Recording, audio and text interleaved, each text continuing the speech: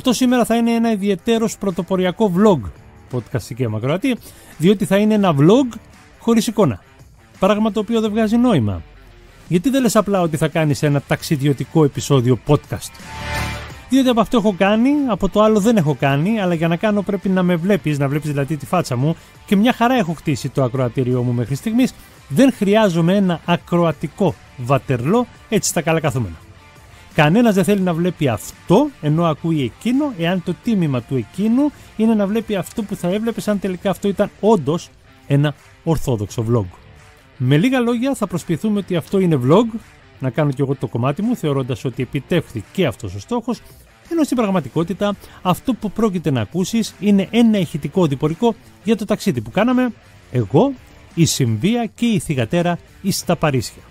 Τίτλος του επεισοδίου θα είναι «Τι εννοείς Παρίσι είναι μόνο η Euro Disney νεκταρία?» Όχι, εντάξει, δεν θα είναι αυτό, άκυρο. Δώσε μου λίγο χρόνο και θα επανέλθω με τον τίτλο. Το μακρύ μας ταξίδι ξεκινάει 3 μέρες πριν το ταξίδι. Σάββατο πετούσαμε για Παρίσι, Τετάρτη απόγευμα, και ενώ με μεγάλη υπευθυνότητα έκανα ένα από τα πολλά καθημερινά μου tour στο TikTok, ξαφνικά εμφανίζεται μπροστά μου βίντεο το οποίο ήταν live μετάδοση από την απογευματινή παράσταση στη Disneyland.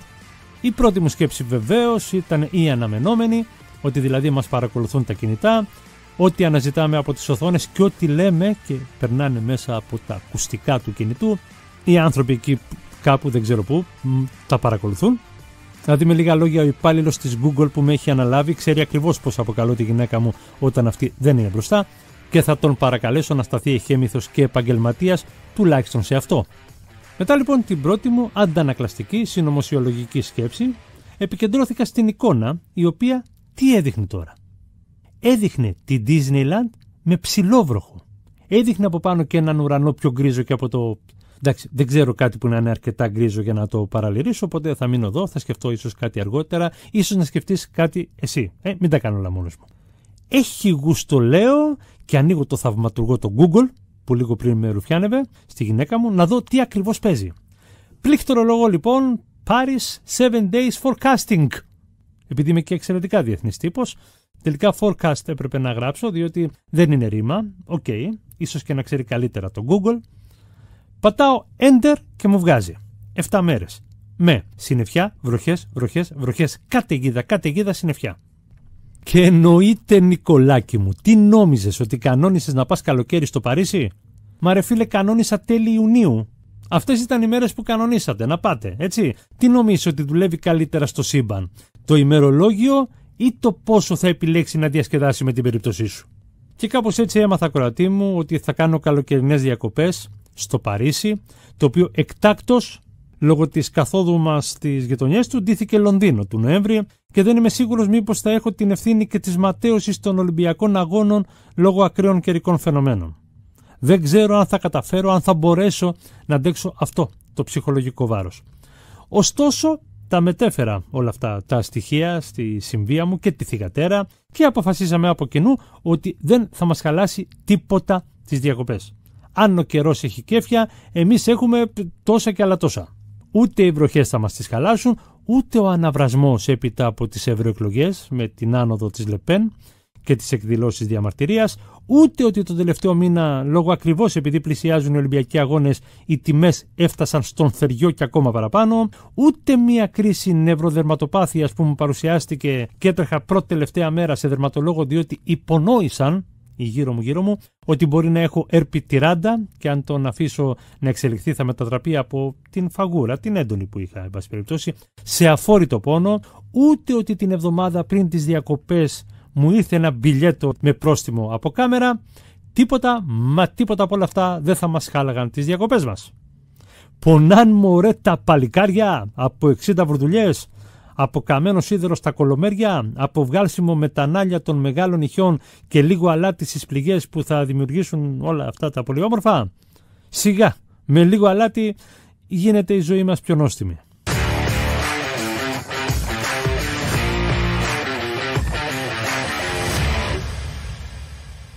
Έφτασε λοιπόν, όπως καταλαβαίνεις, η μέρα του μεγάλου ταξιδιού, η μεγάλη μέρα.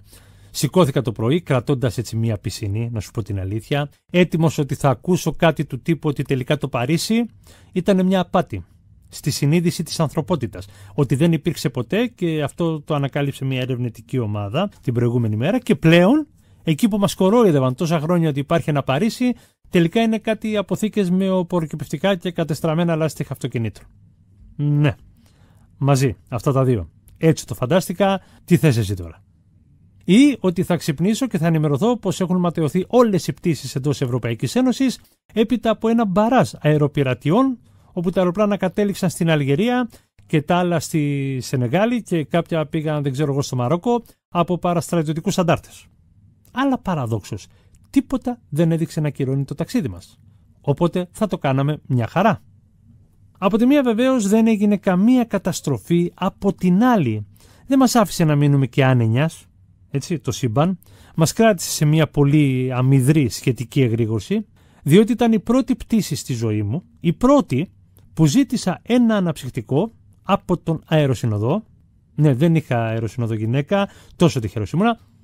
Ένα αναψυκτικό λοιπόν ζήτησα για να συνοδεύσω το θλιβερό μου το μικρογεύμα, και με ενημέρωσε ο φίλος ότι δεν έχουμε αναψυκτικά. Μας έχουν τελειώσει τα αναψυκτικά. Απορροφήματα έχουμε μόνο νερό και τσάι. Δηλαδή έχουμε νερό και άλλο νερό που του βάζουμε μέσα κάτι αποξηραμένα φύλλα και το κάνουμε νερό με χρώμα.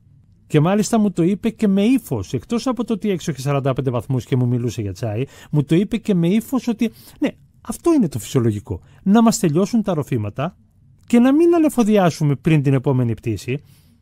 Γιατί λοιπόν με κοιτάς με αυτό το ύφος της μάνας που έχει χάσει το παιδί της και το ψάχνει? Βεβαίως, έτσι για να βάλουμε και τα πράγματα στη θέση τους, έτσι σε μία τάξη, δεν είχαν έλλειψη, Θεός υπάρξει, από αρώματα σε προσφορά 20 ευρώ, από power banks με έκπτωση 10% και από ξιστά 2 στην τιμή του ενός. If you know what I mean, όταν λέω για ποια αεροπορική εταιρεία συζητάμε, αν κατάλαβες.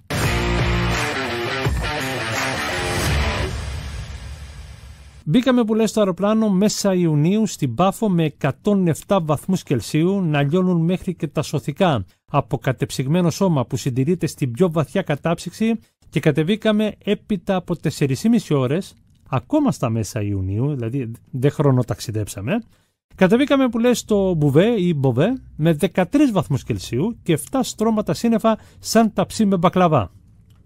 Ένα μικρό tip στην περίπτωση που θες να ταξιδέψεις στο Παρίσι και αντέχει η τσεπούλα σου εταιρείες που δεν είναι low cost, πήγαινε με κάποια που πάει στο αεροδρόμιο του Ορλί ή στο Charles de Gaulle, διότι το Μπουβέ ή Μποβέ λέει είναι με ένα αεροδρόμιο Παρισιού, αλλά είναι τόσο Παρισιού όσο υγείας είναι η σοκολάτα υγείας με 50% ζάχαρη.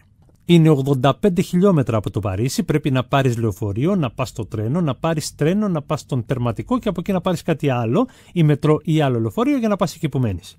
Ή να πάρεις λεωφορείο που πάει κατευθείαν στο Παρίσι και κάνει μια στάση, οπότε από εκεί θα πάρεις πάλι μετρό ή κάτι άλλο, αλλά άμα πέσετε 2-3 πτήσεις μαζί, δεν προλαβαίνεις την πρώτη φουρνιά, οπότε περιμένεις μέχρι το επόμενο διαθέσιμο, το οποίο ποιος να ξέρει πότε θα είναι. Από την άλλη μπορείς να πάρεις ταξί, το οποίο στοιχίζει κάνα 180 ευρώ, τσάμπα πράγμα, ή Uber ή Volt που είναι στα μισά συν κάτι, κάνα 120 εκεί περίπου. Εμείς πήραμε Uber τελικά διότι εκτός όλων των άλλων είμεθα και πλούσιοι, ούτε καν, το λεωφορείο ήταν τελικά 35 ευρώ το άτομο και η διαφορά από το Uber ελάχιστη. Πήραμε τον Ισμαήλ, ένα παιδί με μαμά Μαροκινή και μπαμπά Γάλλο, πολύ συχνό συνδυασμό στα μέρη τους. Συζητήσαμε για μπάλα, είπαμε για τη Madame Le Pen, είπαμε για το πόσο ακρίβει η ζωή γενικώς, σαν παππούδες στο καφενείο ήμασταν. Έμαθα και ότι η Βρετάνη, η περιοχή που είχε και καλά το χωριό του Αστερίξ, ήταν όντως στραβόξυλα εκεί οι κάτοικοι των μικρών χωριών της, τραχείς και ζόρικοι τύποι, και όντως δυσκόλεψαν πολύ τους Μπαρμπαρομαίους. Άχρηστη πληροφορία της ημέρας ότι όντως το Βρετανία, οι Άγγλοι το έκλεψαν από τη Βρετάνη και όχι το αντίθετο. Και έτσι που λες, χωρίς να το καταλάβουμε, έπειτα από 1 ώρα και 20 λεπτά περίπου φτάσαμε στο ξενοδοχείο. McDonald's ως γνήσιοι φτωχομπινέδες τουρίστες, επιβεβαίωση του πλάνου της επόμενης ημέρας και ύπνο. Ύπνο διότι φτάσαμε στις 10 το βράδυ στο δωμάτιο.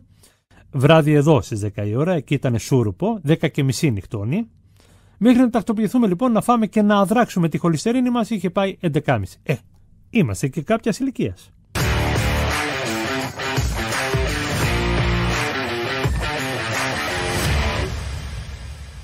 Την επόμενη σηκωθήκαμε πρωί-πρωί, σαν παππούδες που σηκώνονται αξιμέρωτα για να πάνε στην τράπεζα και να περιμένουν απ' έξω να ανοίξει, για να μπουν, να κάνουν απλά μια ερώτηση για το λογαριασμό τους, που ήδη ξέρουν την απάντηση, και μετά να επιστρέψουν γεμάτοι σπίτι τους. Ανοίξαμε τις κουρτίνες να δούμε τι συμβαίνει με τον καιρό, ο οποίος ξέραμε ήδη πως θα είναι άστατος, και μάντεψε. Έβρεχε ναι μεν, αλλά όπως περίπου κατουράει ο παππούς που λέγαμε της τράπεζας, επειδή έχει προστάτη και ζορίζεται. Σταγόνα. Είχαμε αποφασίσει, όπως σου είπα και πριν, πως δεν θα μας πτωίσει ο καιρός, ακόμα και αν έριχνε καρυκλοπόδαρα. Οπότε τι, θα μας απέτρεπε το κατούριμα του παππού? Μπήκαμε στο μετρό, το οποίο ήταν 160 μέτρα από το σπίτι που είχαμε νοικιάσει. Δωμάτιο με σοφίτα, όπου για να ανέβεις στο main υπνοδωμάτιο έπρεπε να το κάνεις από σκάλες, λίγο πιο επικλινείς από κάθετες. Ωραία παριζιάνικη αίσθηση για απομνημονεύματα.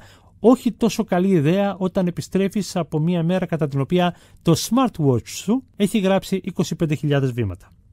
Μπήκαμε που λες στο μετρό, αφού πρώτα έβαλα στο app του μετρό, το application δηλαδή, από πού θέλω να ξεκινήσω και πού να πάω για να μου βγάλει τη διαδρομή με τις ανταποκρίσεις. Πράγμα πολύ βολικό, επειδή το Παρίσι έχει 10 γραμμές, 11 πόσες έχει μετρό, και άλλες 2-3 τρένου και άλλες 3-4 προαστιακό, δεν θυμάμαι ακριβώς πόσα. Είναι όλες σε διαφορετικά χρώματα. Λες έχουν απλώσει στην επιφάνεια του χάρτη της πόλης τη σημαία των ΛΟΑΤΚΙ. Ξεκινάς λοιπόν από το Marie de Lila, η καφέ γραμμή, εκεί ήταν το σπίτι μας. Σε 7 στάσεις θα κάνεις αλλαγή με την λιλά γραμμή, στο Republic, ή κάπως έτσι, στην οποία λιλά θα κατέβεις έπειτα από 10 στάσεις στο Le Mot Piquet Grenelle και θα πάρεις την πράσινη γραμμή για να φτάσεις στο Bir Hakim. Ευχαριστώ application του μετρό του Παρισιού, δεν ξέρω τι θα έκανα χωρίς εσένα. Μπορεί να έφτανα στο Γκεζελμπίνχελν και να νομίζω ότι είμαι ακόμα σε γαλλικό έδαφος. Κατεβήκαμε λοιπόν στο Bir Hakim, αυτός ήταν ο πρώτος μας προορισμός, καθώς εκεί παραδίπλα βρίσκεται ο πύργος του Άιφελ. Με το που στρίψαμε, θέλω να σου πω, στη γωνία, ώστε να μας γίνει ορατός ο πύργος, κατάλαβα πόσο έχει αποτυπωθεί η έννοια του Παρισιού στο μυαλό της κόρης μας, διότι παρόλο που το ταξίδι περιλάμβανε επίσκεψη στη Disneyland και στο χωριό του Αστερίξ, η μικρή κοκόνα δάκρυσε από συγκίνηση όταν αντίκρισε τον πύργο του Άιφελ. Είχα μπροστά μου ένα 13χρονο παιδί, το οποίο ήταν η μετεμψύχωση του Θανάση από το χωριό, που ήταν το όνειρο της ζωής του να πάει μια μέρα στο Παρίσι. Αν δεν σου βγάζει νόημα να ανατρέξεις το 10ο επεισόδιο, το 1ο ποιο είναι, δεν θυμάμαι, η γλυκιά αναμονή των διακοπών κτλ. Να ακούσεις την ιστορία. Τον είδαμε που λες στον πύργο από εδώ, τον είδαμε από εκεί, τον φωτογραφίσαμε 22.000 φορές από όλες τις πιθανές λήψεις. Λες και σου μαγεύει τη φωτογραφική και δεν σε αφήνει να κάνεις 5 βήματα χωρίς να βγάλεις μια φωτογραφία. Αρνηθήκαμε ευγενικά σε όλους τους πολιτές ομπρέλων και μικρών αναμνηστικών πύργων που αναβόσβηναν φωτάκια, πιο κίτσι από πασαρέλα φθινόπωρο χειμώνας 1992. Όλοι οι πολιτές, μετανάστες, Αφρικανοί από Σενεγάλη, Κεντρική Αφρική κυρίως, ενώ δεν είναι Βόρειο Αφρικανοί που σε μπερδεύει λίγο το χρώμα, είναι λίγο σοκολατή και καταλαβαίνεις ότι μπορεί και να μην είναι Αφρικανοί, όχι αυτοί ήταν Αφρικανοί. Έφαγε νεκτάρο ένα hot dog των 7,5 ευρώ για δεκατιανό. Καλά να πάθεις που θέλεις hot dog από καντίνα δίπλα στο Νάιφελ. Της πέρασε που λες η συγκίνηση με το λουκάνικο και πήραμε το δρόμο για την αψίδα του Θριάμβου, η οποία έπρεπε να ονομάζεται αψίδα του πόσα σκαλιά μπορείς να αντέξεις να ανέβεις για να δεις την πόλη από ψηλά. Ξεκίνησα να τα μετράω ανεβαίνοντας, αλλά κάποια στιγμή σταμάτησα, διότι δεν ξέρω να μετράω τόσο. Είχα και την Ελένη κάθε 2 κύκλους που κάναμε στην κυκλική της σκάλα, αυτή που είναι σαν τις ανεμόσκαλες, να μας λέει αυθαίρετα, εντάξει, ένας κύκλος έμεινε ακόμα. Και μετά από 4 που κάναμε, πάλι τα ίδια, ένας κύκλος έμεινε ακόμα. Αυτό πρέπει να έγινε 3 φορές πριν το πάρουμε απόφαση ότι ναι, ανεβήκαμε σε μια σκάλα που ξεκινάει από κάπου, αλλά δυστυχώς δεν καταλήγει πουθενά. Είναι κάτι σαν το Stairway to Heaven των Zeppelin, αλλά η συγκεκριμένη προσπερνάει και το Heaven και φτάνει μέχρι εκεί, στο πλανήτη του μικρού πρίγκιπα. Επόμενη στάση μας στο Μουσείο Μοντέρνας Τέχνης του Πομπιντού. Αλλά για να φτάσουμε σε αυτό, με τα ποδαράκια μας έπρεπε να περάσουμε τη Σκύλα και τη Χάριβδη. A.A.K. τη Champs-Élysées. Το ξέρω ότι δεν τη λέω καλά, έτσι θα τη λέω, έτσι το έχω μάθει. Αφήστε με ήσυχο πια. Στο διάλο. Μιλάμε βεβαίως για τον εμπορικό δρόμο του Παρισιού, κατά μήκος του οποίου το μόνο brand που λείπει είναι το Bradley Cooper, και όμως έχω να περηφανεύομαι ότι έχω τη μόνη γυναίκα σε ολόκληρο το δυτικό πολιτισμό η οποία διέσχισε ολόκληρη τη Champs-Élysées και δεν ψώνισε ούτε ένα κοκαλάκι για τα μαλλιά. ανεξάρτητα αν τελικά είχε σχέδιο για αργότερα. Φτάσαμε στο Πομπιντού, το πήραμε από ψηλά, από τον 5ο όροφο και τελευταίο, και το κατεβαίναμε επίπεδο. Και βεβαίως κατά τη διάρκεια σχολιάζαμε, ως γνήσια εικαστική οικογένεια που ήμεθα, πόσες μαλακίες υπήρχαν ανάμεσα σε πολλά εξαιρετικά κατά τα άλλα έργα και γιατί θεωρούνται τέχνη αυτά. Οπότε, αν δεν είχαμε ήδη κατακομματιαστεί από τα 25.000 βήματα που είχαμε κάνει μέχρι το μεσημέρι, θα είχαμε κράξει επιμελώς όλη τη σύγχρονη τέχνη. Αλλά τη γλίτωσαν καθώς έπρεπε να πάμε να ξεκουραστούμε, να οριζοντιωθούμε λιγάκι για να βγάλουμε την υπόλοιπη ημέρα. Τι σημαίνει υπόλοιπη ημέρα? Σημαίνει ότι επειδή ξεκινήσαμε από Κύπρο με 45 βαθμούς και φτάσαμε Παρίσι με maximum 17-18 και βαθύ φθινόπωρο, σκέφτηκαν τα κορίτσια μου να πάμε στο Primark να πάρουμε κάνα λίγο έτσι πιο ζεστό ρουχαλάκι που δεν είχαμε μαζί μας για να βγάλουμε την επόμενη μέρα στη Disneyland, η οποία ήταν η επόμενη μέρα. Και εδώ έρχεται το σχέδιο που λέγαμε προηγουμένως. Πήγαμε το απόγευμα στο Primark, χωριστήκαμε για να γλιτώσουμε χρόνο, κλείσαμε ραντεβού σε 1 ώρα στα ταμεία και πήγα και βρήκα ένα ρούχινο βουνό στο ύψος του Γέτη των Ιμαλαίων να με περιμένει και κάπου εκεί πίσω 1 Ελένη και 1 Νεκταρία. Υπερβάλλεις? Υπερβάλλω, αλλά κάπου πρέπει να υπερβάλλω κι εγώ. Κανονικά με ένα φούτερ και ένα μακρύ παντελόνι την κάναμε τη δουλειά μας, αλλά τα ίδια τα Primark δεν συμφωνούν ποτέ με αυτό. Είμαι σίγουρος ότι ο πελάτης που θα μπει εκεί μέσα και θα βγει με ένα ζευγάρι κάλτσες μπαίνει κατευθείαν σε blacklist και δεν του ξαναεπιτρέπεται είσοδος. Φεύγοντας, και αφού είμαστε αρκούντος φορτωμένοι, είπαμε να πάρουμε ένα Uber να μας πάει σπίτι, ένα κερασάκι στην τούρτα των εξόδων εκείνου του απογεύματος, αλλά ένα κερασάκι σχεδόν απαραίτητο, διότι το μετρό είχε κάποια απόσταση και εμείς ήμασταν αρκετά κατάκοποι. Τον καλό λοιπόν επιβεβαιώνει ο Αμπντουραχίμ. Μετά από λίγο το ακυρώνει ο Αμπντουραχίμ. Λέω: «OK, μπορεί να μην του άρεσε η ιδέα να γνωρίσει υπερκαταναλωτικούς τουρίστες από την Κύπρο». Συμβαίνει. Μετά το σύστημα το ίδιο μας επέλεξε έναν άλλον οδηγό, τον David. Ο David χρειαζόταν 6 λεπτά να φτάσει, σύμφωνα με το GPS της εφαρμογής. Μια χαρά λέμε. Ωστόσο, με το που ξεκίνησε να φτάνει και να θέλει 2 λεπτά, άρχισε να απομακρύνεται. Πράγμα το οποίο το έχω ξανασυναντήσει στο Uber και θέλω και τη δική σου την άποψη, ακροατή μου. Σου έχει συμβεί, αν έχεις ποτέ βεβαίως χρησιμοποιήσει το Uber, να υπάρχουν περιπτώσεις οι οποίες βλέπεις τον οδηγό να έρχεται και κάποια στιγμή εκεί που φτάνει πολύ κοντά σου να αρχίσει να απομακρύνεται, να κάνει βόλτα στα τετράγωνα και να ξανααπομακρύνεται, σαν να σου λέει: «Θα τα ακυρώσεις εσύ, δεν σε ακυρώνω εγώ για να μην χάσεις τα λεφτά». Εγώ όμως σκέφτηκα: χάθηκε το παιδί. Χάθηκε. Λέω να πάρω τηλέφωνο.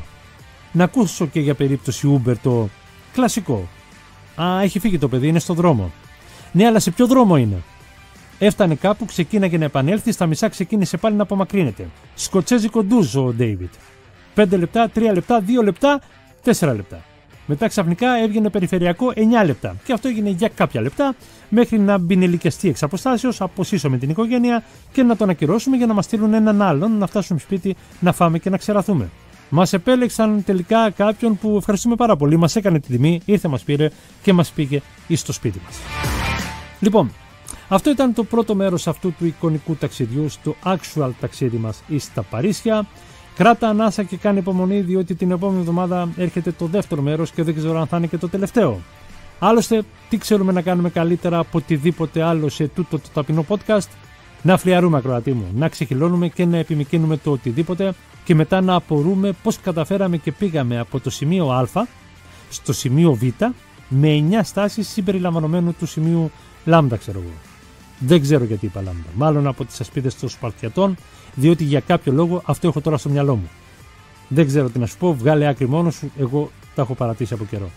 Λοιπόν, να σε χαιρετήσω, σε φιλώ γλυκά και τα ξαναλέμε σε 7 μέρες με το υπόλοιπο Παρίσι. Ή κάποιο από το υπόλοιπο, δεν έχω ιδέα. Σμούτσι και αντίο.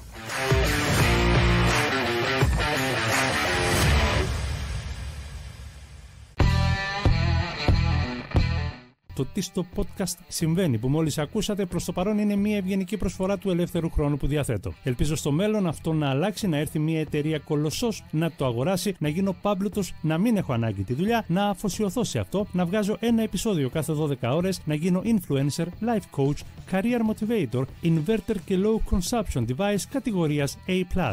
Ευχαριστώ για την ακρόαση και τα λέμε την επόμενη εβδομάδα. Stay healthy, ψυχείτε και σώματι.